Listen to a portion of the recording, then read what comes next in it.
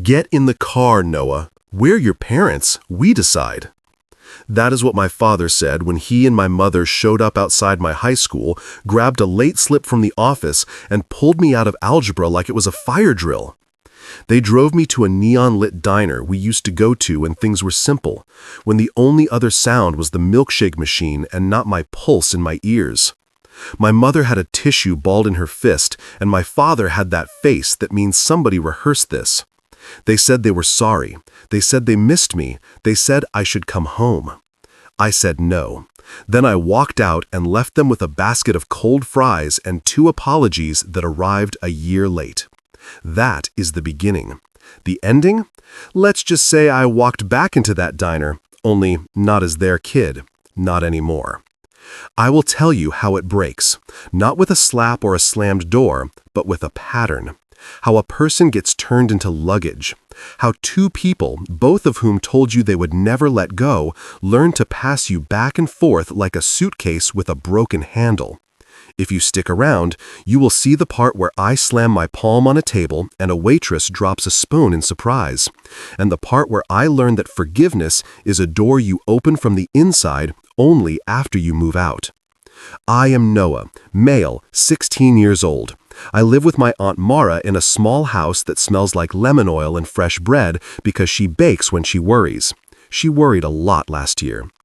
Before that, I lived 2 lives. Weekdays with Mom and her new husband Theo, who runs a yoga studio with lots of candles and rules about shoes. Every other set of days with Dad and his new wife, Camille, who owns approximately 1 million framed pictures of her toddler daughter and exactly 0 of me. Dad used to be a sous chef, knives, fast hands, shouting in a hotline, before he left my mother for Camille, who had a son already and a spine of polished steel. I am supposed to call Theo T because it is friendlier. I am supposed to call Camille Cammy because it is softer. I called them Sir and Ma'am because I am not an actor and I will not audition for a family who already cast the show. It happened like this. After the divorces and remarriages, my parents learned a new language. It has phrases like, I had him last weekend, it's your turn. And let's plan the beach trip for the week he is at the other house. It has silence. No calls when I was gone. No, how was your day? No, text me when you get in. At both houses, I learned to keep a backpack by the door.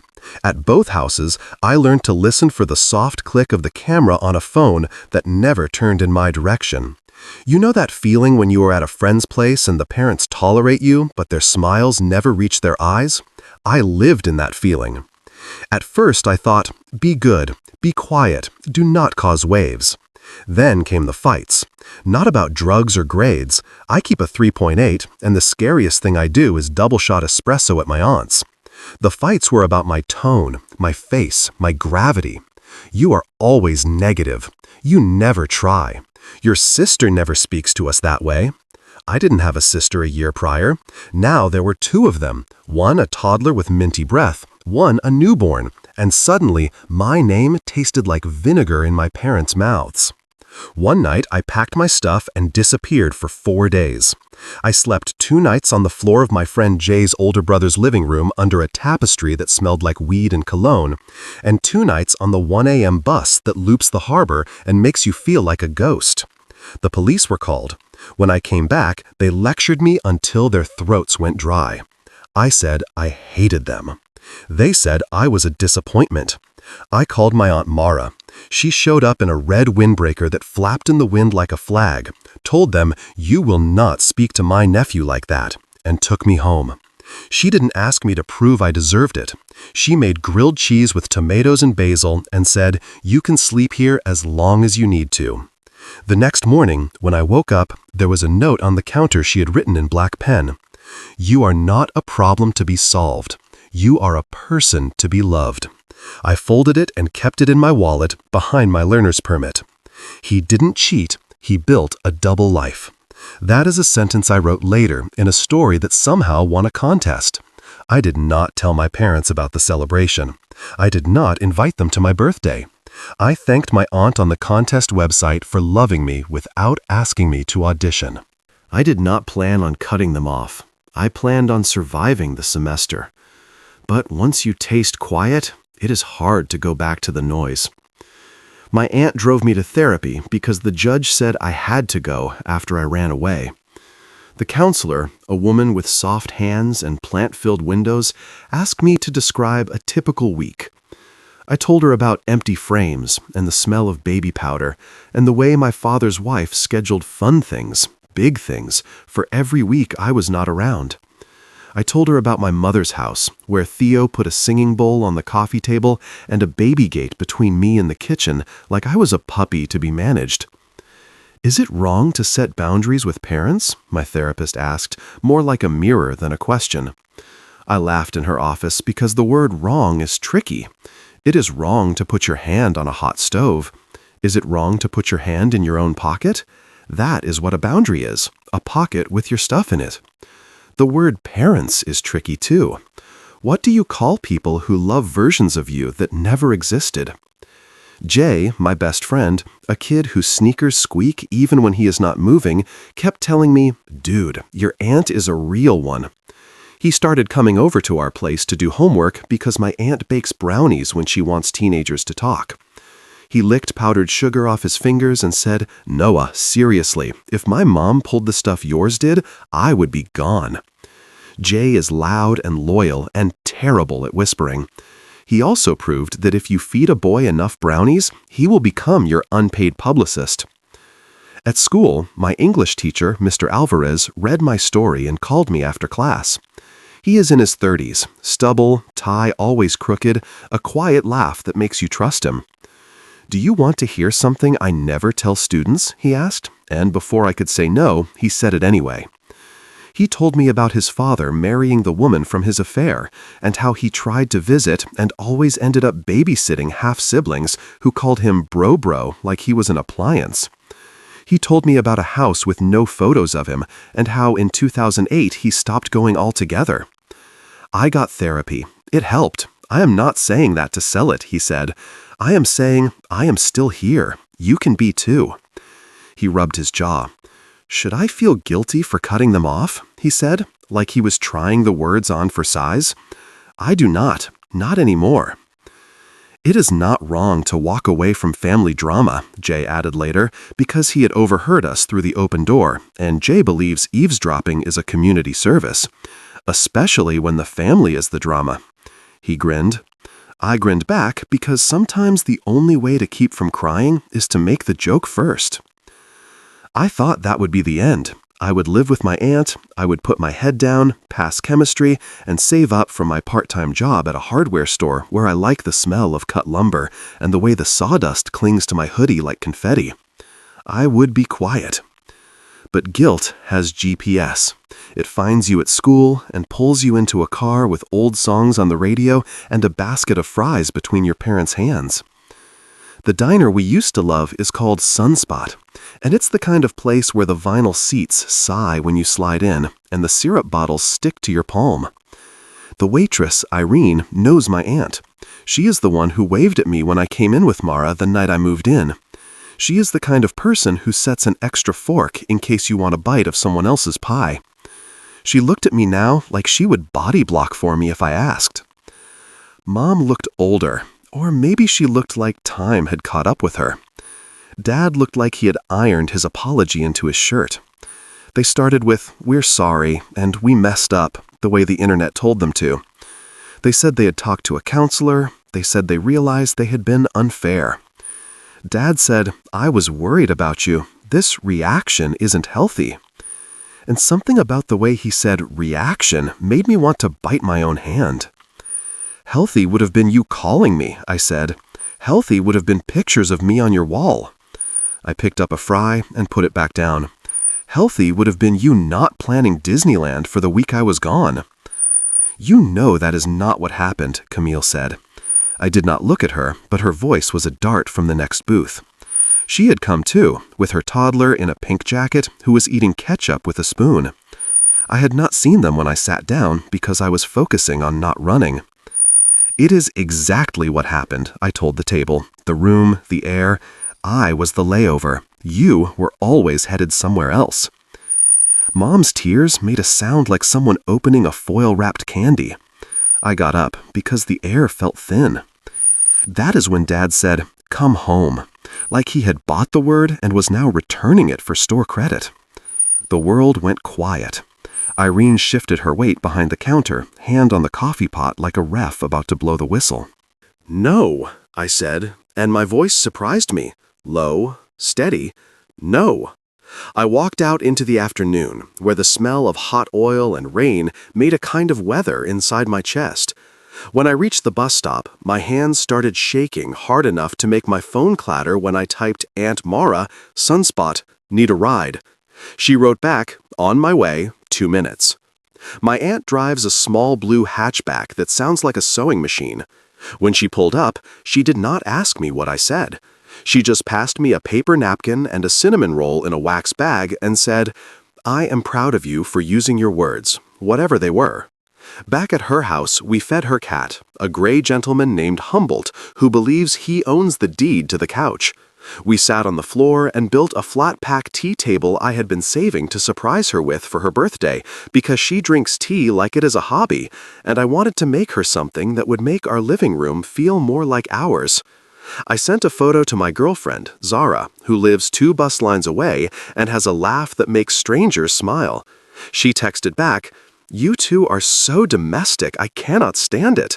Then, "Proud of you for walking out." Then, "Do you think you gave them too much power by leaving?" I stared at the question for a while. Maybe leaving makes a speech out of silence. Maybe staying would have been a monologue they did not deserve. The midpoint twist is this. A week later, paperwork arrived. Real paperwork, not the flimsy kind from a school nurse. My aunt handed me the envelope with tongs like it might be hot, eyebrows drawn together. My parents had filed to reassess custody arrangements. Translation, they wanted me back on paper. Another translation, courtesy of the internet and Mr. Alvarez's measured cynicism, child support. If I lived with my aunt and the court recognized it, money flows, and money hurts. If I moved back, no more checks. I was cutting lemons for a recipe, lemon bars, heavy on the zest, and the peel smell lifted like summer. "You think it is about money?" I asked. My voice tried to be casual and missed. "I think adults complicate things that should be simple," Aunt Mara said. She wiped her hands on a dish towel. "But I also think you need to decide what you want, not what they want. If they are truly sorry, their actions will speak quietly and persistently." She tapped the envelope. "This is not a quiet action." At school, I told Zara about the papers, and she whistled. "That is bold." Jay wanted to egg a car on principle. Mr. Alvarez told me he once received a similar envelope, and that sometimes grown-ups cannot tell the difference between a person and a problem to solve. He shared another piece of his story. "There was a summer when my father invited me to stay for 2 weeks. I thought it was a truce. It was babysitting. I thought we would have photos. We had photos of them." He smiled in that way that was almost not a smile. I left on a city bus that smelled like old umbrellas and popcorn. I never stayed again. "What would you do if it were your best friend?" Zara asked while we walked past a row of eucalyptus trees that made the air sharp and clean. "Like, if I told you my parents were trying to reel me in for optics?" Her hair was braided down her back. She is the kind of person who does not turn away from hard truths. "Would you tell me to give them another chance, or would you tell me to protect my peace?" She popped her gum. "Is respect more important than truth?" Her questions float like kites and also cut like wire. My answers change depending on how well I slept. That night, I could not sleep. I lay listening to Humboldt snore and the refrigerator click and the neighbor's wind chime do a slow song. My phone buzzed, a number I did not know. When I picked up, a woman's voice said, "Noah?" It was Camille. "I need you to understand," she said. "Blended families are complicated. I am trying. I am really trying." In the silence, my brain scrolled through a slideshow. The Christmas where the only thing I got from that house was a gift card to a coffee chain I don't even like. The summer where I stayed with my grandparents and my mother called twice, once to ask if she could sell my violin, once to tell me my doctor had called. The barbecue at my father's, where I was not invited. The photos that showed up on my feed anyway. Is favoritism the same as emotional neglect? I asked into the phone. Maybe to her, maybe to the ceiling. It felt like it, or maybe it was both. She said my name again, like maybe if she said it enough, it would turn into the shape of love. You do not have to call me Mom, she said suddenly. I do not want to replace anyone. It was almost kind. It also arrived 7 exits too late. I do not want to replace anyone either, I told her, and hung up. If you are still here, you probably want to know whether I hate them. The honest answer is ugly. Sometimes I do, in that low, poisonous way that makes you want to slam a door just to hear the noise. Sometimes I feel nothing at all, like their voices are a show playing in a room I am not in. Most of the time, like now, I feel tired. Aunt Mara says anger is grief wearing armor. She says we can polish the armor or put it down. She also says Therapy Tuesday at 4. So I go, because going is not about them. It is about recalibrating a compass that always pointed other peopleward. The therapist asked me to write a letter I would not send. I wrote 3. The first was just a list of things that happened. No adjectives, like a police report. The second had adjectives, too many of them. The third had a line that I think might actually be true. I do not hate you. I hate the version of me I had to become to survive you. Because I am a teenager, and teenagers are bad at knowing what is too much, I published a story on a website under my own name that was basically a fictionalized version of all this, with different jobs and cities and a dog instead of a cat. It won a prize. There was a small ceremony in a library that smelled like dust and printer ink. Aunt Mara sat in the front row. Mr. Alvarez sat 2 rows back and gave a little whistle when they said my name. Jay filmed it like I had just cured something. Zara squeezed my hand until our knuckles clicked. I did not invite my parents, and when Mom called crying later because she found out through her cousin's friend, I felt nothing. Not thrill, not triumph, not guilt. Just a flat space where caring used to be. Is walking away from family weakness or strength? I asked my phone screen later that night, staring at the ceiling fan. If you are listening and you have lived this too, I do not know your answer. Mine changes by the hour. The custody hearing date was set. My aunt hired a legal aid lawyer who wore a yellow tie and seemed to enjoy paperwork the way gardeners enjoyed dirt. He said, "Truth helps." He said, "Do not embellish." He said, "Bring school records, counselor notes, the police report from when you ran away, and proof of residence." My aunt reached for my birth certificate and social security card from a file she had built the day I moved in because she is a person who prepares for weather. She squeezed my shoulder. "You okay?" she asked. I nodded because my throat was busy being a fist. 3 days before the hearing, Dad texted, "Can we talk? Just us. No lawyers." He picked a coffee shop halfway between Aunt Mara's place and the apartment he rents with Camille, a place that sells everything in mason jars and smells like cinnamon and ambition. He arrived alone. He ordered a cappuccino and told the barista his name like this was a new city. He said, "I am sorry," again. He said, "I did not realize," again. Then he surprised me. He talked about the kitchen where he used to work, how the head chef could make a person feel like both a knife and something to slice. "I got good at moving fast," he said, "and bad at standing still." He picked up the cardboard sleeve on his cup. I do not know what I thought. Maybe that kids are resilient. Maybe that you would be fine. You were busy being happy, I said, not cruel, just accurate.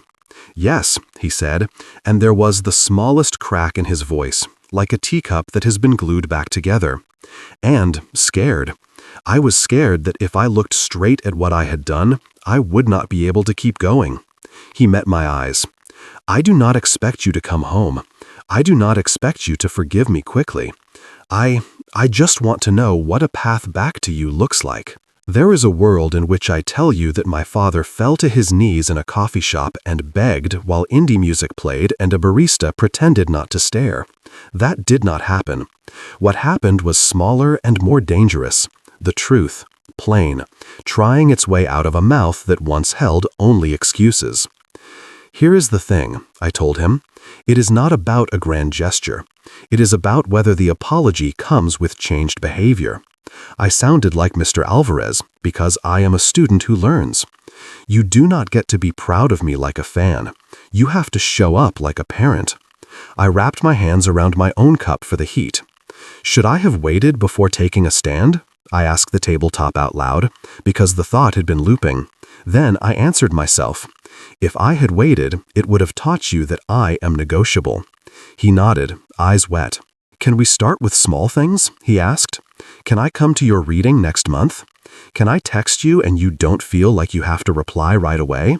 Can I send money for groceries without making it a big deal? It was the closest he had come to listening. I told him maybe. I told him I would tell my aunt. Outside, it had rained and the pavement smelled like pennies. I stood under the awning and watched my breath. When I got home, Aunt Mara was sanding the tea table to make it satin smooth. "How did it go?" she asked. "He asked what the path back looked like," I said. "And?" she said. "And I told him to put his shoes on," I said. She smiled. "You were not wrong for wanting distance," she said. "And if you want closeness later, that will not make you a traitor to yourself." She blew sawdust off the wood. "You are allowed to evolve." At the hearing, the courtroom had bad art and a clock that ticked too loud. My father wore the same apologetic shirt. My mother wore a cardigan the color of an apology. Theo sat behind her with a notebook that said, "Breathe," in brush lettering.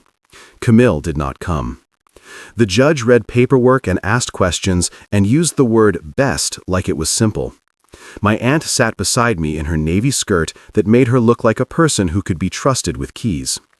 I told the truth, not the TV version. The schedules that slid me out of photos, the houses where my name echoed because no one used it, the birthdays that were, "Oh shoot, we forgot," and the summer of silence. I told the judge that my aunt's house has 3 things the other houses did not: a routine, a place I am allowed to be, and a person who looks me in the face when I speak. I said I did not want to move back.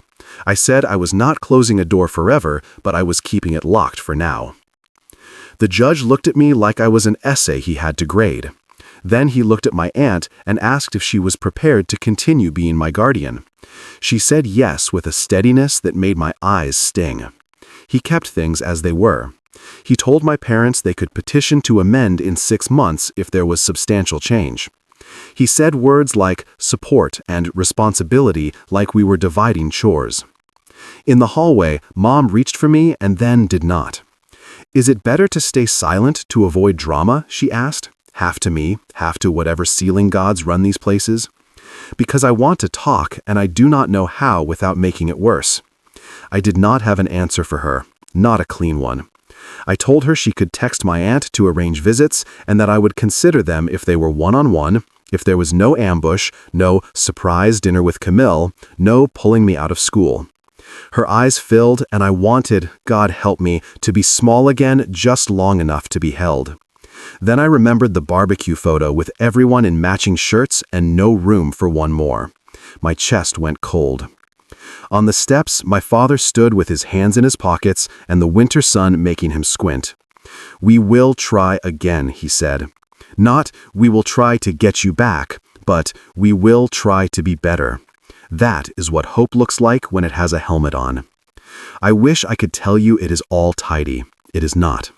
Yesterday, Mom sent a long message about a park she wants to take my half-sister to and how she would love if I could join. I typed 3 versions of a response and left them all in drafts. Dad sent money for groceries with a note that said, "Please let me do this. No strings." He also sent a photo of his daughter with spaghetti on her face, and I stared at it too long, trying to find my own nose or my own ears on a stranger. I did not. At home, the tea table gleams. It is the color of honey.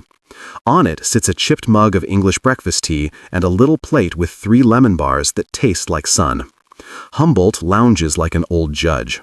Mr. Alvarez emailed me a link to a literary magazine and wrote, "Submit." Jay came over and ate 2 lemon bars and asked if he could have the 3rd because greatness should not be wasted.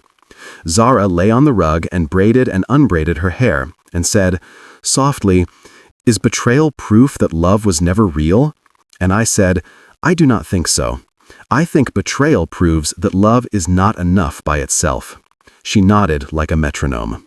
I keep that note in my wallet. You are not a problem to be solved. I sometimes take it out in the school hallway between science and gym and read it like a prayer. My aunt says if I want, she will talk to a lawyer about adoption when I turn 18. I told her we can think about it. She said, no rush. She always says no rush, like love is not a deadline. 2 nights ago, I found my father's wife's Facebook, public like a billboard. There was a post, so proud of our family, with photos of them at a pumpkin patch, everyone in flannel. In the comments, an aunt I barely remember wrote, "Where is Noah?" and nobody answered. I stared at the screen in the blue light until my eyes hurt. I almost wrote something. I did not, because here is a sentence I want you to remember. Silence is not always surrender. Sometimes it is self-respect. That is as close to revenge as I will get. Is walking away stronger than striking back? I do not know, but walking away lets you carry your own name out of the fire. Irene from the diner stopped by my aunt's bakery booth at the farmer's market and told her I had looked like a statue that day at Sunspot. Solid, unmovable, she said, bagging a loaf of sourdough. Aunt Mara told me this later while we ate slices with butter that melted into the air like a promise. She touched the back of my head, a simple, ordinary touch that felt like someone closing a window against a draft. There are still days when I want to go back in time and bolt myself to the old booth at Sunspot and say, pick me, choose me. There are other days when I wake up and the first thing I feel is not a loss, but a list. Cereal, bus pass, gym bag, text Zara, cat food. Ordinary life. The opposite of a crisis is not bliss, it is errands. Here is the last scene, because every story deserves one. I am at the diner again, not with them, but with the people who showed up. Aunt Mara sits across from me with tea that smells like bergamot. Jay is demolishing a cheeseburger and describing, in detail, the sneakers he is saving up for. Zara steals my fries. Mr. Alvarez swings by on his way to the bookstore and clinks his coffee mug against my glass of soda like we are at a wedding. Irene brings a slice of pie on the house and a wink. The jukebox plays a song from before we were born. My phone buzzes. A text from Mom. Can we try brunch next weekend? Just us. A text from Dad. Sent you a book I think you'll like. Not a photo, a book. I look at my aunt. She raises an eyebrow that says, your call. The smell of cinnamon and fried onions braids together. I type, maybe. Then I put the phone face down and reach for my fork. Because here is the truth, the one that hurts and also heals. Love is not a court order. It is a practice. Choose me, I cannot control. Choose myself, I can. And even if I let some people back in, it will be on a path I mark with small lights and a map only I get to draw. He didn't lose a son, he lost access. And that is when I realized I am not their second choice anymore.